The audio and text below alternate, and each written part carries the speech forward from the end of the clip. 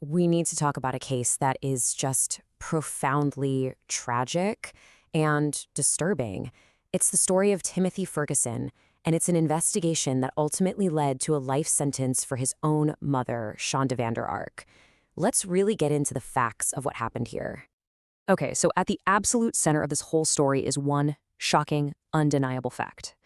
When first responders found 15-year-old Timothy Ferguson on July 6, 2022, he weighed just 69 pounds. 69 pounds? The medical examiner would later rule his death a homicide. The cause? Malnutrition and hypothermia.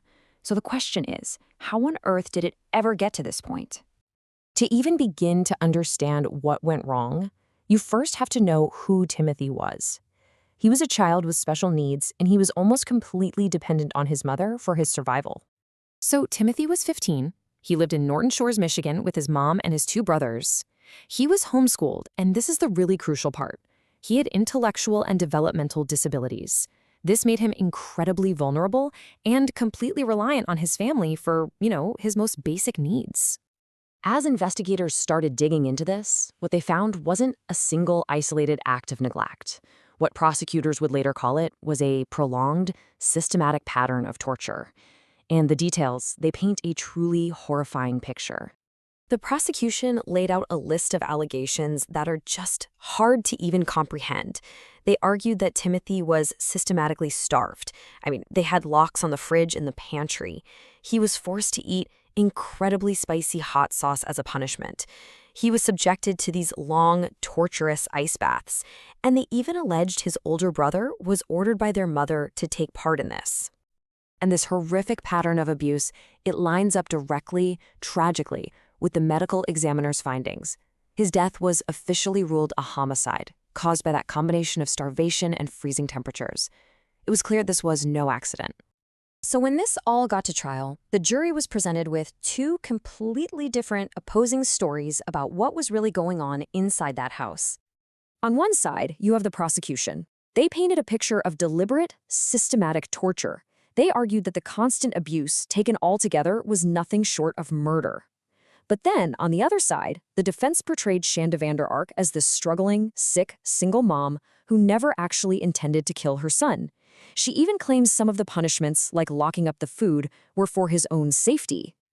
The details that came out in that courtroom were so grim, so dark, that even the judge, someone who's seen a lot, was moved to describe the case as simply horrific.